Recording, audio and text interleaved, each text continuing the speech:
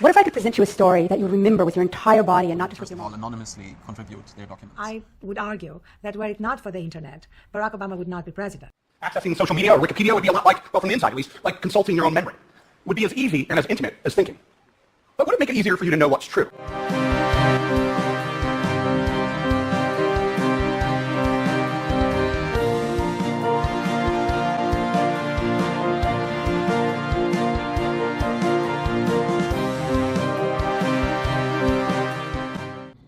I think the internet empowers anyone who can use it, and it empowers the people who can use it most effectively even more. It can empower a government to repress an insurrection. It can empower the insurrection itself. The BBC played a great role in the Second World War in occupied countries. And yet, without radio, you would not have had the genocide. You would not have had hundreds of thousands of people killed in Rwanda so quickly. The people were incited by means of radio very, very fast. So, like all technology, the internet it's not a cure for human nature. Like all technology, the internet is not a cure for human nature. It's an amplification of human nature, both the good and the bad of it. Double-edged sword. The medium of radio was used by the BBC to empower people in occupied countries during the Second World War. At the same time, without radio, hundreds of thousands of people would not have been killed so quickly in Rwanda. The incitement to violence was spread by radio throughout the population. So, like all technology, it's a double-edged, triple-edged. The sword has multiple edges. Despite what the boosters of the internet say, technology, no kind of technology is a cure for human nature. Technology is an amplification of human nature, an amplification of all aspects of human nature. Well, I find the old media's sort of unmitigated enthusiasm for new media ironic. It's like someone putting a gun to his head and just shooting it again and again. I find it spineless. I still don't understand it. It's possible to criticize new media while still adapting to new media. It's possible to be skeptical of it while welcoming it with open arms. So I'm just my mind boggles when I read the old media's enthusiastic, effusive embrace of the internet. The Electronic Frontier Foundation is an organization that exists and has existed since 1990 to try to assure to humanity the right to know. Right? The principal way in which power exerts itself is by creating reality distortion fields around the control of information. You know, you don't have to control people much if you can control what they believe, and you can control what they believe if you control what they have access to. If you can control what they can know, the rest of it is a very simple matter. And you know, that happens, but I ultimately think that in a completely open information environment, the truth will out. About mass media exists to confirm the pre-existing beliefs of the masses. You're working in one. I mean, how easy is it for you to get a program on the BBC that says true things to people that they don't already believe? You know, I think you'd have a hard time. So is the objective to lay it out there and then let people find out? I just, you know, I want there to be an open smorgasbord, and you know that anybody can roam at, and EFF has been, I think, remarkably successful in maintaining this. The Electronic Frontier Foundation as an organization and as a kind of mission that a lot of people just decided to adhere to, whether they were members or not. On to something when we started looking at the Times Online. And they gave us their logs because they were very interested in what was actually happening as a result of the digital transition, people moving from the physical world into the virtual world. And they were particularly worried about young people. Not reading newspapers, but in the virtual world they might view or read. So there were lots and lots of interesting things. And when we got hold of the data, interestingly, the most interesting thing wasn't the thing that they were worried about. The most interesting thing was the biggest group of users for the Times site were robots. Now, 40, 50 years ago, there were no robot information seekers. No robots were using anything. There were no robots. Now we have a world in which robots go looking for information, obviously on behalf of other people. The second thing we noticed is that the majority of viewers who weren't robots didn't come from the UK. Now we know that in the hard copy world, the majority of readers of the Times are in the UK. So the newspaper is written from that perspective. But in the virtual space, the majority of readers are expats. And they don't have the same sort of understanding. They're not living in the UK. Therefore, the paper needs to change what it presents in the virtual space. So little small things, but major things. And you could see it all from the logs. And while people might have suspected that before, they didn't have any proof. They didn't know. And we could say, well, actually, 30% of the Americans, 20% of them are Australians. The Australians are looking at the sport. The Americans are looking at this. And people could begin to understand what a global audience was, what actually happens when you move a thing to a virtual space. And it changes in ways that you don't quite suspect. In the 20th century, if you had something to say in public, you couldn't, period. Right? If you were a civilian, if you were a citizen but not a media professional, you could not broadcast a message, no matter how hard you tried. In fact, people who went out of their way to try to get messages out in public through amateur channels, right, holding up signs on the street or by the roadside, were widely regarded as being kind of off their rockers. And that change is enormous. That anyone who wants to participate has at least the means to participate is a huge change. Madison was the great framer of the Constitution, and he was the person who most worked out the idea that you can never get rid of special interest, you can never get rid of factualization. In a way, democracy is for creating a playing field and a set of rules for factions to contend with each other. So the web is really good at factualization and special interests and empowering people to have incredibly loud arguments all hours of the day and night. But it's not at all good at figuring out of the massive signal that argument generates what any group of people should do. And that's because that second thing isn't a technological problem.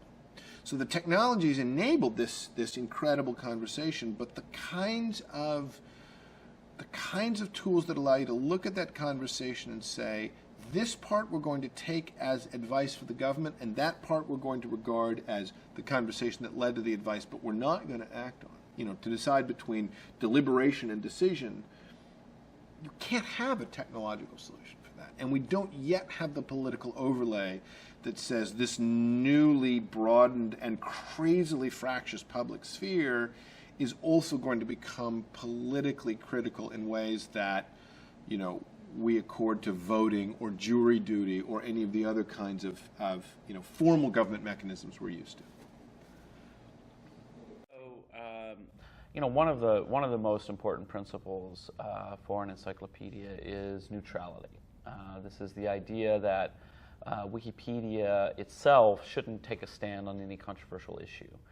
Our job is not to be a place for political commentary or persuasion, but basically just to lay out the landscape for people. So if there's a controversial issue, we try to report neutrally on what relevant and important authorities about it have said.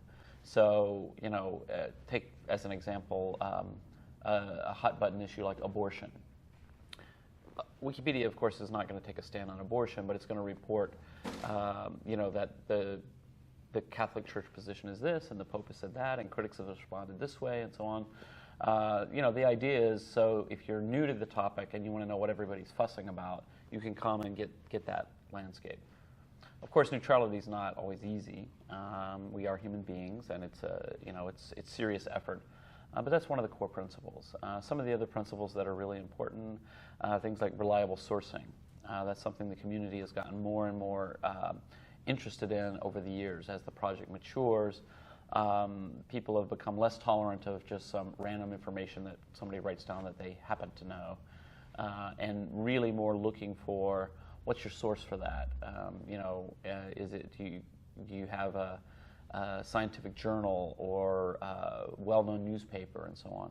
And in fact, we've gotten very sophisticated in the community with all of our policies around what counts. I believe in editors. I believe that the hybrid future that I'm envisioning is going to include millions of voices, but it's not going to eliminate editors. In fact, editors will be more important than ever in terms of sifting through these voices. Now, the editors are not all going to be professional editors. They can be editors whom the community has designated as editors, who've earned the trust of the community. But what is so different now is that for the first time, what is being debated is not being dictated by a hierarchy at the top of a newspaper or a television operation, but is really being much more organic in terms of what is on people's minds and what they care about and what they're passionate about. Some might argue, though, that the Huffington Post itself has emerged as one of the new gatekeepers through the aggregation, through the investigative journalism that you're beginning to fund. How would you respond to that? Well, I would say that we are putting an enormous amount of effort and resources into citizen journalism. Our new project of Eyes and Ears, for example, is every day putting questions and raising issues with our community, which is now about 23 million people, and which is very active and very engaged.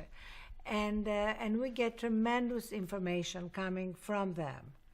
At the same time, we see with the new tool that we introduced called Social News, that is in conjunction with Facebook, that we are creating a kind of digital water cooler where people can see at a glance what their friends are reading, what their friends are commenting on, and their friends can see what they're reading, although there is also a stealth function, so that if you are reading something you don't want your friends to see, you can actually click the stealth function and then you can read in peace and without anybody knowing. But that is another new way to interact around news, because people don't want just to consume news. They want to engage with news. They want to sort of talk back and give their own opinion around what they're reading. First of all, it's WikiLeaks is a journalist entity, so we are recognized all over the world as a journalist entity, and we've established some technical means to ensure that we can use the countries with the strongest journalist protection, for example. So every document that we get, so if someone surfs to our website and submits us a document, this document becomes part of a source journalist communication. And it's routed via various countries, and like Sweden, Belgium, and a few others. So this is something that happens without anyone noticing when just using the website. But by routing it via these countries, you get to benefit from the journalist or media protection laws that these countries have, or source protection laws. And that's one approach how you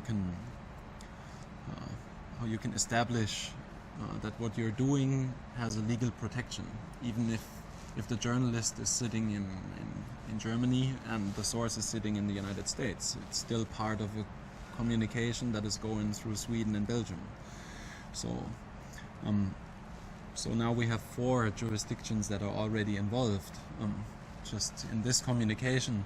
Then there's a 5th person that has registered the domain name, for example, and the domain is registered in the 6th country. So it's all a matter of where actually would you be shooting at, and where would you trying to prosecute someone. In a broadcast society, this is how the founding mythology goes, right? In a broadcast society, there were these gatekeepers, the editors, and they controlled the flows of information.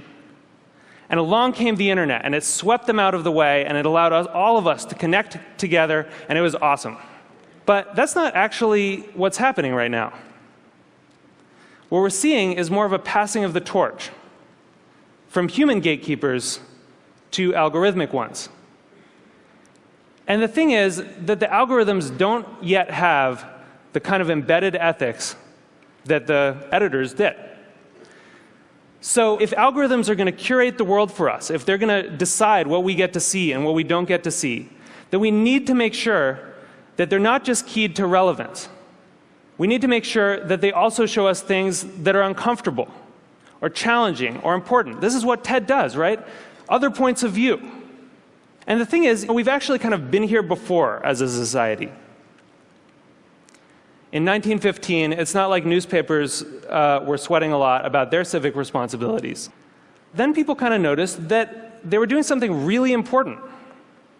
That in fact, you couldn't have a functioning democracy if citizens didn't get a good flow of information.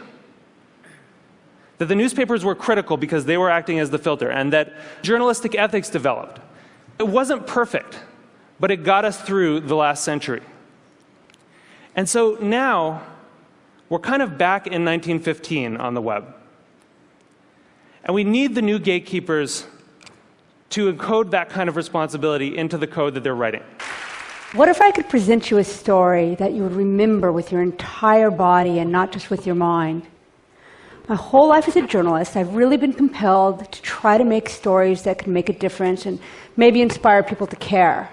I've worked in print, I've worked in documentary, I've worked in broadcast, but it really wasn't until I got involved with virtual reality that I started seeing this really intense, authentic reaction. So you can see that the basic tenets of journalism, they don't really change here, right? We're still following the same principles that we would always. What is different is the sense of being on scene, whether you're watching a guy collapse from hunger or feeling like you're in the middle of a bomb scene. And, you know, this is a kind of what has driven me forward with these pieces and thinking about how to make them. I mean, we're trying to make this, obviously, beyond the headset, more available, and we've creating mobile pieces like the Trayvon Martin piece. And these things have had impact. I've had Americans tell me that they've donated direct deduction from their bank account money to go to Syrian children refugees. And Hunger in LA, well, it's helped start a new form of doing journalism that I think is going to join all the other normal platforms in the future. Thank you. Democracies can't function if their citizens don't strive, at least some of the time, to inhabit a common space, a space where they can pass ideas back and forth when, and especially when, they disagree. But you can't strive to inhabit that space if you don't already accept that you live in the same reality. To accept that, we've got to believe in truth. We've got to encourage more active ways of knowing. And we've got to have the humility to realize that we're not the measure of all things. We may yet one day realize the vision of having the internet in our brains. But if we want that to be liberating and not terrifying, if we want it to expand our understanding and not just our passive knowing, we need to remember that our perspectives, as wondrous, as beautiful as they are just that, perspectives on one reality.